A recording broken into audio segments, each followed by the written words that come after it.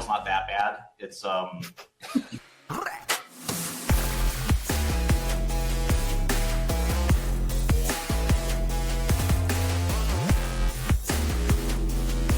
All views expressed by the hosts and guests in this podcast are solely their opinions and do not reflect the opinions of their respective employers. Guests and hosts may maintain positions in the assets discussed in this podcast. This podcast is for informational purposes only, and nothing in the podcast is intended to be financial, legal, or even live advice. All right, we are live and alive. Hey, what's up, bro? Yo, what's up? How you guys doing? How are you doing? Yeah, I'm good. Anyway, nice to have you here. What's up, Mikhail? How are you doing I'm good in this market? For those of you who are already here, we have Mikhail from Yumi Finance. I don't even know if I'm pronouncing your name correctly, but Mia, I think it's going to be a pretty interesting conversation today on a product that I would say there's an overlap with a lot of the hype that folks are building around neobanks and so on. Yeah. So I'm not going to steal your thunder, but I think we'll have a pretty interesting chat today about what you're building and all of that. I guess maybe we can jump right into it, Lambro, with the rapid fire question. Wait 1 second. What is your most used crypto app or card right now?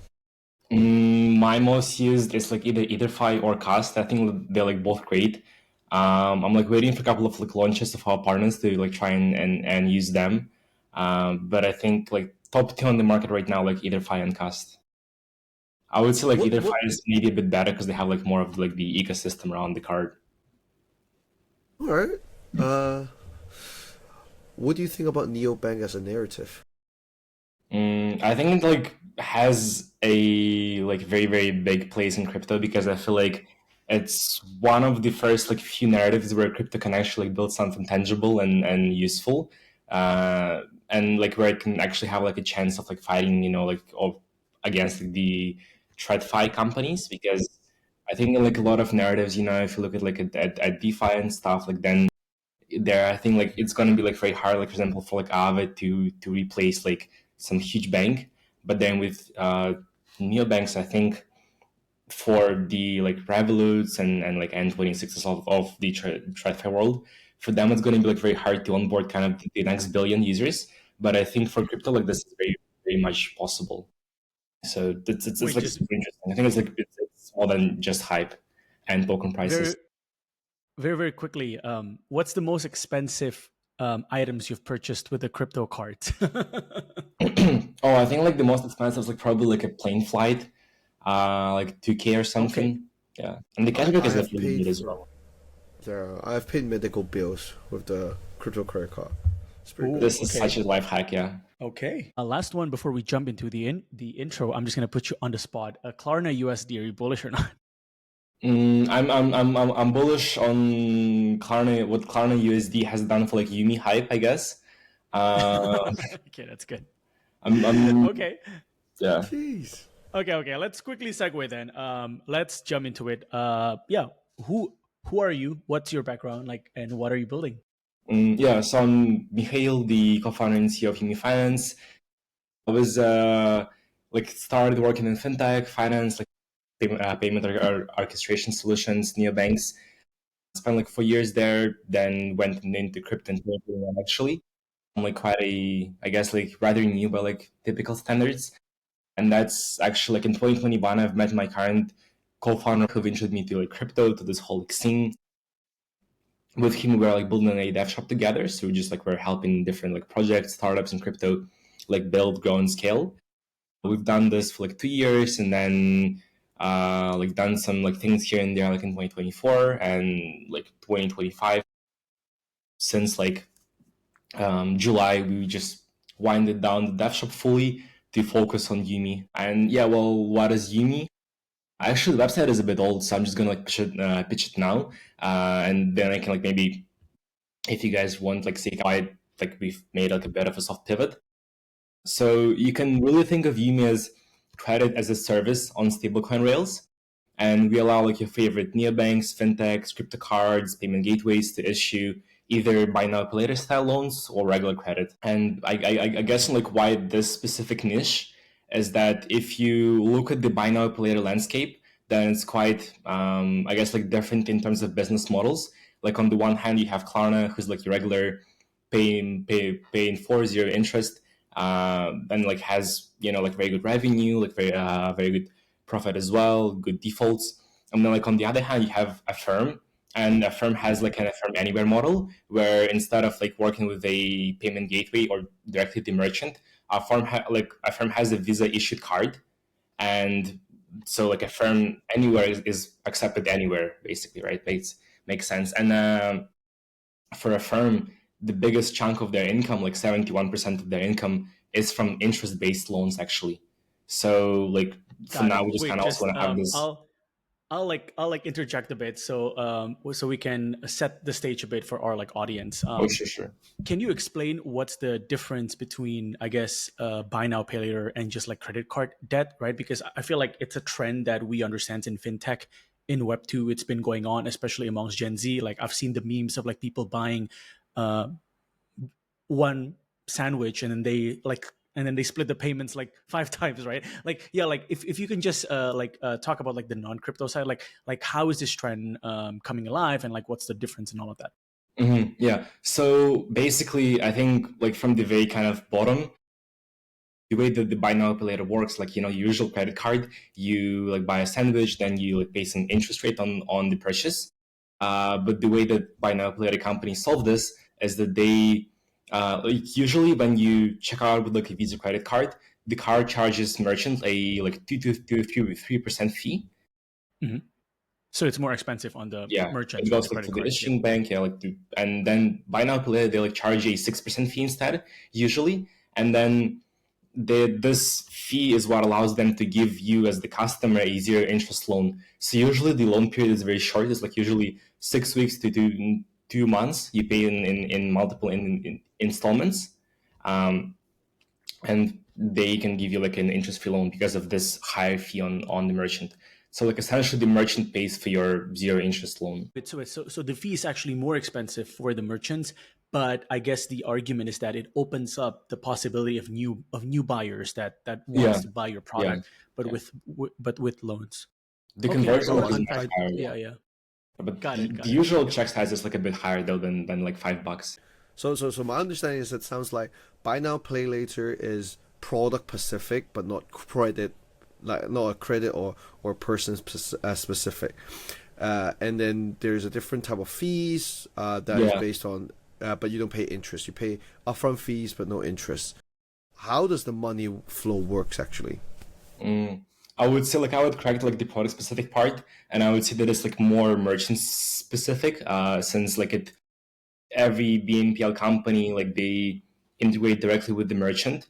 So like if you want to like sell your hot dogs, like sell your like eat some stuff like on the website, you have to like talk to Klarna and like get a pay with Klarna button on the checkout form. And the flow of funds, like with the credit card, like you tap with your like Visa credit card, like on some like merchant's website, the merchant pays a like 2 to 3% fee to the Visa. This fee like goes to Visa's pocket, like to the bank's pocket, and then like you as the end user just like pay your loan like whenever you want. With buy now pay later, like it's quite a bit similar, but instead of paying this 2 to 3% fee to Visa, the merchant instead pays like a 6% fee to Klarna, and then Klarna gives the merchant like the whole amount up front, and the user pays like an installments over the course of like 6 weeks to 2 months usually. When you say This might merchant, be. do you Oh, mean go on, go on. when you say merchant, do you mean you yourself or like Nike, for example, Nike, yeah. like this number? I see. But the reason why I wanted to chat more about this is because like there's no credit in crypto right now, right? So like Yeah. all the crypto cards right now are debit cards, essentially cash cards. So that's why I wanted to learn more about the buy now pay later, the opportunity gaps, and etc. Basically. Yeah. Yeah, well, the thing is like if you look at the neobank landscape in Web 2, then you like see, I think, two main things. First, lending, like uncollateralized credit, is like the most profitable thing a bank can do. So like it's like the highest single like profit lever. And if you look at like Revolut and 26, like at every like major neobank, they've only were able to become profitable when they could lend. So this like was the shifting point in like in profit. And I from think it's like a like very debit big based to unlock like for a Web3 credit as based well. system. You are saying, yeah. Yeah, yeah, yeah. But just to quickly follow up, and I'm also very curious how Lambro thinks about this. But just to make sure we're on the same page. So like I guess the difference in this case, and correct me if I'm wrong, in a traditional use case, if you use like a credit card to, let's say, like pay for like a shoes, for instance, right? Does the merchant get the total amount upfront first after paying the 2 to 3%? I thought they would also still get that full amount, because the one that's now owing is the buyers, right? So like Yeah. if I'm Nike and like somebody pays $500 with a credit card, I will get the full amount, and then Visa and the bank in this case Mhm. both bears the risk of potentially this person is going to be defaulting on my transactions. Yeah, So yeah. that would affect the credit score. And so in buy now pay later case, it's also the same, right? So like they would get all of the money up front. What do you think is the benefit of buy now pay later over credit card, and why is it such a big trend amongst Gen Z right now? Yeah, well, I think the benefit for the merchant is that like more people are willing to buy with it, and then like why are more people willing to buy with it? Because the benefit for the customer is that it's zero interest. Because I your credit card see. like I has an see. interest. It has like it can get like quite high. Like revolving debt issue is like also quite a big one, and then like BNPL is like it's very easy to like to like get going with. It's also like much easier to get like a BNPL plan than to get a credit card, I see. and it I see. doesn't like affect your score this much like unless you miss a payment. Got it. Wait, so it's zero interest, and then you can pay, let's say, over like 3 months. Instead of like if you buy a new iPhone with a credit card, you have to pay it at the end of the month, right? But in this case, you can split it into like 3 months.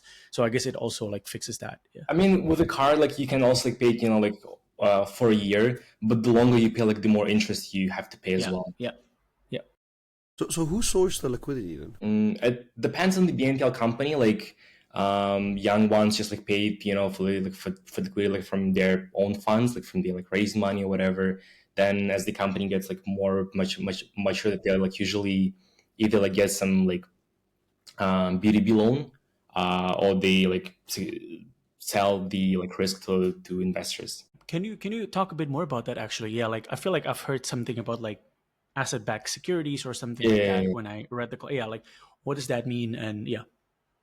So like essentially, whenever you own something to Klarna, like when like a bunch of people own something to Klarna, Klarna takes all of the receivables, like all of the like obligations from user, like securitizes them like into one big kind of like chunk, and then it offers let's say um, like I owe like $100 to Klarna, so Klarna can sell those like $100 to some investor, and then the investor they like own both my like risk, my debt, but then they also own like like the revenue, the fee. I see. So in that sense, it's like selling a debt or like a bond then. Yeah, it's like Yeah, selling credits. it's like mortgages, like house loans, Yeah, exactly like yeah. this the same Yeah, thing, yeah. like any type of credit. Yeah. So what can people do with your product right now? Actually, Right now, nothing, but it's like once it's I like how Waitlist, honest you are, waitlist. bro. Waitlist right now.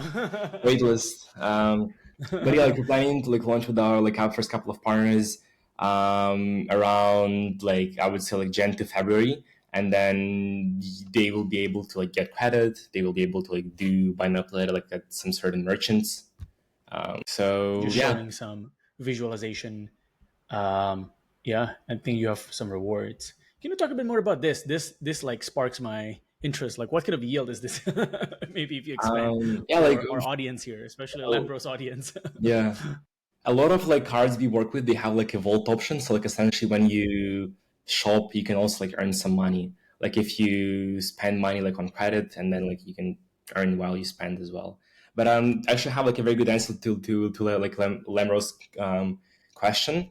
So by the time we live, people will be able to like get credit in crypto, which has I think like never been done before. Because if you look at any crypto card right now, it's like purely debit. You can only get like cash.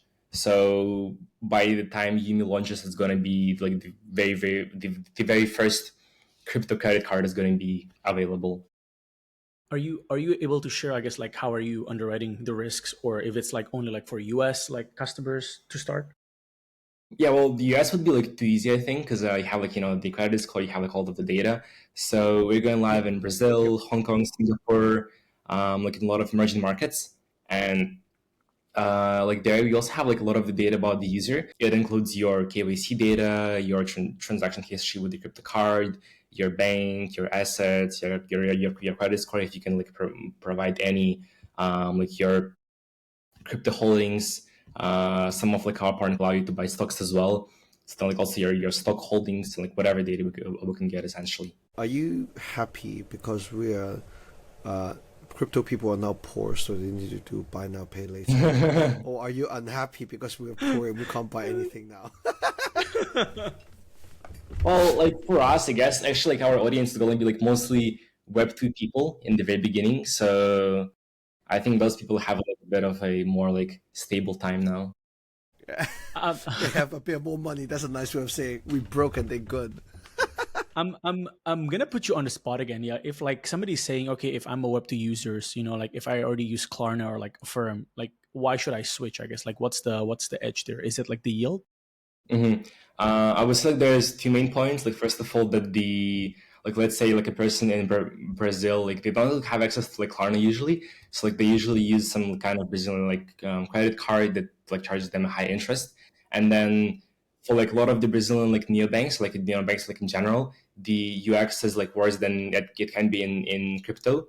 So then like the person when he's like using a card that like Yumi is partnered with, they have like a better UX. They have like more yield, more savings. They have like just like less FX fees, some cashback, and so on.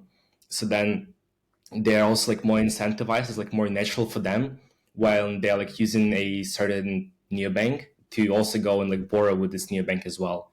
So it's kind of like them enabling them to like stay in the same ecosystem that they're like used to like shopping, saving, getting yield, getting cashback in. And then the second point is that like usually would be able to like offer them better rates than any Brazilian card can. Like, for, like taking Brazil as an example market, because we'll have like more data about them than like usually banks have.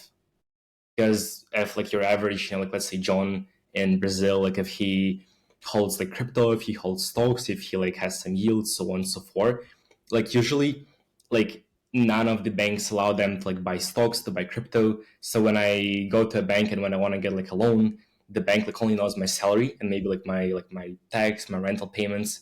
So for like uni, we know all of the same things the bank knows about you usually, but like we also know like your stocks, your crypto, and so on. Wait, you thought about so there's no third point for potential airdrop. Equity This only, guy. yeah. Oh, I'm just Oh, okay. double checking, just double Okay. checking. Is that confirmed? But anyway. Okay, okay. It's gonna go down immensely now. I mean, like, I don't think I'll buy much stuff unless that's Zero on the table, viewers. you know. Yeah. He's like, you gotta. Okay, no, but it's But it's you will interesting because farm you the are. airdrop with the cards, though. Yeah, yeah. I was gonna say, so you are working with the card issuers then like Yeah. everybody's your friend, like Kast, Ether.fi, whatever, as long as So they you have. can like Yeah. very much farm like either file a Kast or some of the other like airdrops if Or if, even if you launch with those guys. And when? Got it. when is Kast launching a token? By the way, I swear it's been so long and their fees are so expensive. We should get them here next to it. Anyway, um, yeah, like I think, is there anything else you want to share with the audience that we are missing? Because like I know the product isn't like it's not something that we can try right now. So like I guess they can follow you on X and so on. All of that is gonna Do you be have any on the show question for notes. us? Yeah. Um. Hmm. Uh. I guess not really. The only thing that like I want to share is that like I think it's like quite a like non-crypto kind of product, so it like might be a bit like unusual for people to learn about it. But I think that's something like that's the direction that the industry is moving in right now, and I feel like that's a very good one because if you look at like apps which make the most money, like in TradFi, it's like it's some like insane profit margins. Even like Axiom has like a 1% margin on volume, but then Klarna has like a higher margin on buy now pay later. So Yeah, for freaking burritos. Okay, got it. Yeah, I think you should partner with all the all the conference ticket buyer, so they can finally actually, buy yeah, token 2049 VIP for $5,000 and gonna buy no pay later for that. like But gaming is a good one as well. Yeah. well, yeah, but anyway, yeah, I think if that's the case, we'll jump into our final question. What do you think is required to make it in crypto? Mm, I would say just like simply kind of grit and like never giving up. I would say because like like always like even when like building Yumi, I've like often had like moments where like I just couldn't catch a break. But then like if you persevere like long enough, like sometimes you finally catch a break. Like you like you get the first angel, you get the first VC, you get the first something, you get like the first accelerator, you get the first like partner, you get the first Davenport, and then it like kind of slowly, then all at once type of movement starts to happen. Keeps on pushing. Yeah. Yeah, I All think right. that's Sure. the No, only thing. no, thanks for that, man. Again, good luck. I mean, like obviously, like I think it's a product that everybody needs to explore. Yeah, that's all that we have for today. So you can check all the details on the show notes. If Mhm. you have, please, we'll need to get you on again next time, like whenever the product is live, so you can run it through, or maybe even do like an in-person content where you buy it in front of us, and then you Actually, show yeah. us how it's done. Yeah, Okay, cool, appreciate it, guys. Thank you. awesome. Thanks all. Until next time. Bye bye. Cheers.